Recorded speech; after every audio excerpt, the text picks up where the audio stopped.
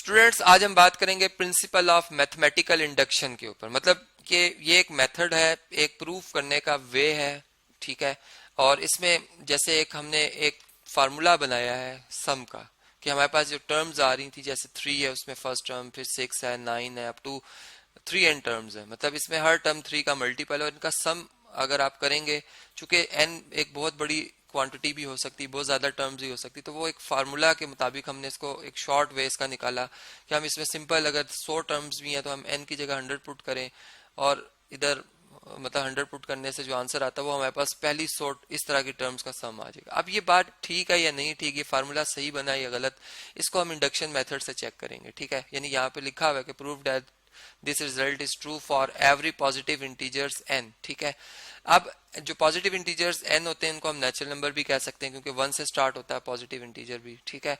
अब आप ये देखें कि हमारे पास ये जो फार्मूला बना हुआ है, इसको मैं अगर इस पूरे सम को मैं s से जाहिर करूं और n इसमें चूंकि मैं वेरिएबल यूज कर रहा हूं, ठीक है, जो कि पॉजिटिव इंटीजर्स को रिप्रेजेंट कर रहा है, तो ये फार्मूला या शॉर्ट हैंड जो इसका बना हुआ है वो है 3n into n plus 1 divided by 2 के इक्वल, ठीक है।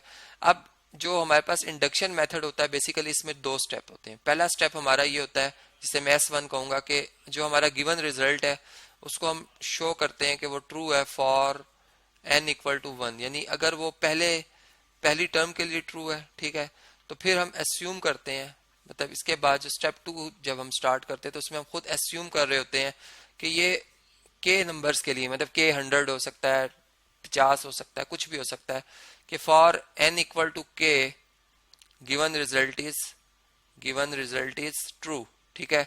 जो भी फार्मूला बना हुआ वो ट्रू है, उसको हम फर्ज कर लेते हैं वो ट्रू है, ठीक है।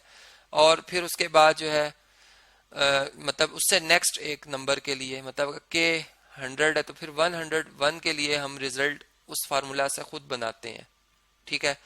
और फिर हम क्या करते हैं, इधर देन हम लिखेंगे then for n equal to k plus 1 it gives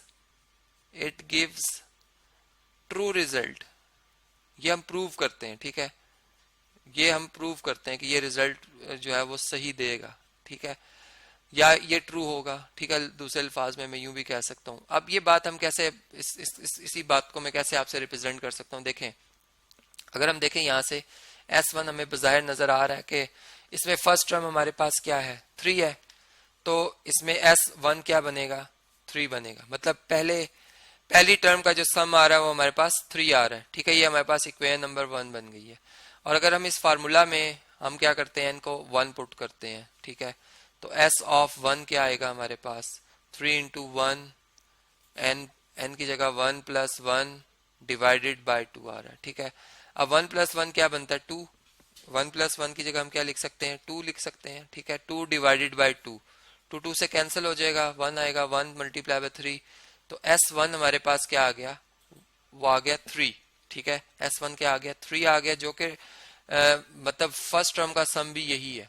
तो आप कह सकते हो कि for n equal to 1 it is true, ठीक है। पहली कंडीशन जो होती है हमारी इंडक्शन मेथड की वो ट्रू होगी। अब दूसरी जो इंडक्शन मेथड की कंडीशन, उसको हम इंडक्शन ही कहते हैं, जिसमें कि हम इसको खुद फर्ज कर लेते हैं कि ये पहले 10 नंबर के लिए या 20 नंबर के लिए ठीक है, ठीक है। जैसे फर्ज करें, मैं इसको एक नंबर से भी रिप्रेजेंट करता हूँ। मेरे पास जो सीरीज लिखी हुई है, सॉरी सीरीज ये 3, ठीक है, इसके बाद क्या लिखा हुआ था, 6 प्लस 9 प्लस इसी तरह यहाँ पर आएगा 12, फिर आएगा 15 और फिर आएगा 18, ठीक है, और प्लस सो ऑन 3n तक। ये किसके इक्वल था जी, 3n into n plus 1 divided by 2 के इक्वल था, ठीक है। एक दफा इसको रीचेक कर लेते हैं, क्या ये लिखा था हमने ऊपर, 3n into n plus 1 divided by 2, ठीक है।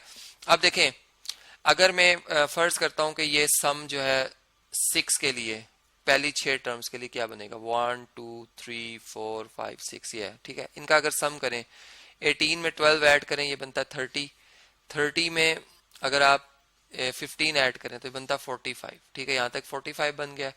45 में अगर आप ये देखें 3 प्लस 6 9 प्लस 9 18 ऐड कर लें, 45 में अगर आप 18 ऐड करें तो क्या बनता है, इसको हम चेक कर लेते हैं जी। यहाँ पर चेक करते हैं, 45 में हमने 18 ऐड किया है तो हमारे पास सम बना 63, ठीक है। इसका मतलब पहली 6 टर्म का सम बनता है 63, और इसमें अगर मैं इससे नेक्स्ट जो टर्म आ रही है वो क्या आएगी, 21 आएगी। अगर मैं इसमें S6 में 21 ऐड कर लेता हूँ, यहाँ भी मुझे 63 में 21 ऐड करना होगा, तो मेरे पास क्या आंसर आएगा? मेरे पास आंसर आएगा S7, मतलब मैं 7 इसी लिख रहा हूँ, मैं 7 टर्म्स का सम कह रहा हूँ, ठीक है। वो क्या आ जाएगा मेरे पास? ये आ जाएगा जी 84। और अगर हम फार्मूला में भी S7 ही फाइंड करें, ठीक है, इस फार्मूला में भी S7 फाइंड करें, तो ये आएगा 3 इंटू 7, 7 प्लस 1 डिवाइडेड बाई 2, और ये बनता 21, 3 7 से मल्टीप्लाई होगा, ये जबकि बनेगा 8/2।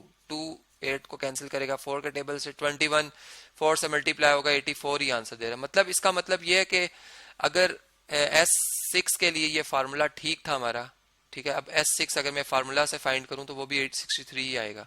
यहाँ पे हम लिखेंगे 3 इंटू 6, 6 प्लस 1 डिवाइडेड बाई 2, 2 6 को कैंसिल करेगा, 3 से 3 3 9, 9 मल्टीप्लाई बाय 7, 63 बनता है। मतलब कि अगर फार्मूला 6 के लिए ठीक है तो सातवीं वैल्यू हम खुद ऐड करेंगे और उससे जो सम बनेगा वो वही बनेगा जो कि फार्मूला से भी S7 मतलब जो उसमें 7 टर्म्स लिखने से फार्मूले से वैल्यू आती वही आएगी। मतलब बात आपको समझ आ गई होगी। अब इसी चीज को अगर मैं एक ओपन मतलब एक जो है वो थ्योरम की शक्ल में आपसे एक्सप्लेन करूं तो मैं यूं कह सकता हूं कि अब हमारा जो रिजल्ट है, हमारी जो सीरीज है क्या थी जी?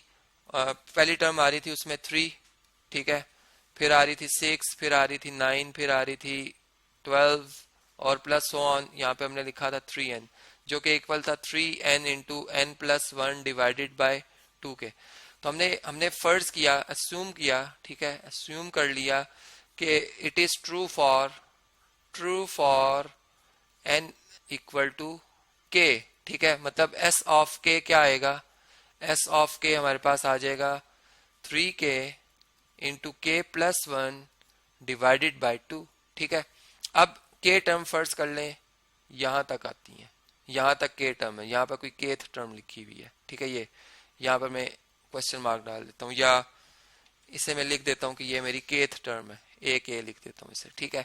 अब क्या करता हूं मैं, अब एक k से अगली जो टर्म है एक k प्लस 1 वो इसमें मैं ऐड करूंगा। मतलब s ऑफ k में जो मेरी kth टर्म है जो कि मैं इसे लिखूंगा, जो कि फर्ज करें इससे जो नेक्स्ट नंबर आ रहा है वो k प्लस 1, या अगर इसकी जनरल फॉर्मेशन कर लें अगर हम इसकी, तो इसकी जनरल फॉर्मेशन क्या बनती है? मतलब देखें ये एक हमारे पास अरिथमेटिक सीरीज है, 3 के बाद 6 आ रहा है, 6 के बाद 9 आ रहा है, मतलब 3 का डिफरेंस है इसमें, ठीक है। फर्स्ट टर्म 3 है इसमें, ठीक है। तो इसकी जनरल टर्म क्या बनेगी? इसकी जनरल टर्म बनेगी an is equal to a1 plus n minus 1 into d होती है, ठीक है। तो इसमें अब हम अगर ए के प्लस 1 टर्म की बात कर रहे हैं तो वो किसके इक्वल होगी? a1 इसमें 3 है, 3 प्लस n की जगह हम क्या लिखेंगे? k प्लस 1 माइनस 1 और d कितना था? 3 था। तो ये आप देखें 1 1 से कैंसिल हो जाएगा, हमारे पास क्या आंसर आएगा? इसकी जो k प्लस 1 टर्म होगी वो होगी 3 प्लस 3k, ठीक है। या आप इसमें से अगर 3 कॉमन ले लें तो 3 इंटू k प्लस 1 होगी। इसका मतलब कि इसमें हम 3 इंटू k प्लस 1 ऐड करेंगे, जैसे नेक्स्ट टर्म है, जैसे मैंने उसमें ऊपर ऐड किया था, इसी तरह इधर भी 3k into k plus 1 over 2 में हम क्या ऐड कर लेंगे? हम इसमें ऐड कर लेंगे 3 इंटू k प्लस 1, ठीक है जी। ये बात समझ आ गई आपको कि हम जो हमारे प्रोग्रेशन है उसके हिसाब से हम देखेंगे हमारी नेक्स्ट टर्म क्या बनती है, ठीक है। और जो भी वो नेक्स्ट टर्म बनेगी वो हम सिंपल उसमें ऐड कर लेंगे। यहाँ पर से कॉपी कर लेते हैं जी, और इससे नेक्स्ट स्टेप में जब हम जाएंगे यहाँ पर, अब आप देखें कि हमारे पास जो आंसर आ रहा है ये सम बन जाएगा k प्लस 1 के लिए, ठीक है। जबकि यहाँ से आप देखें तो 3 इंटू k प्लस 1 जो है इन दोनों टर्म में कॉमन है, k प्लस 1 और यहाँ भी k प्लस 1 है, जबकि यहाँ पे 3 और यहाँ भी 3 कॉमन लेंगे, यहाँ पे क्या रह जाएगा? k, और यहाँ पर क्या रह जाएगा? 1, ठीक है। मतलब ये तो होल कॉमन आ गया है, ठीक है। जबकि यहाँ पर अगर हम देखें तो यहाँ पर डिवाइडेड बाय 2 भी था, यहाँ पर हमें क्या करना होगा? डिवाइडेड बाय 2 खुद से लिखना होगा, मल्टीप्लाई बाय 2 करेंगे और डिवाइड भी 2 करेंगे ताकि डिनोमिनेटर कॉमन आए। और अब आप देखें यहाँ से 2 बच जाएगा, मतलब 1 नहीं आएगा बल्कि क्या आएगा? 2 आएगा, ठीक है जी। और अब आप इसको लिख सकते हैं 3 इंटू k प्लस 1, ठीक है, k प्लस 1 और प्लस 1, ठीक है। मतलब इसको हम k+2 को k+1 लिख सकते हैं।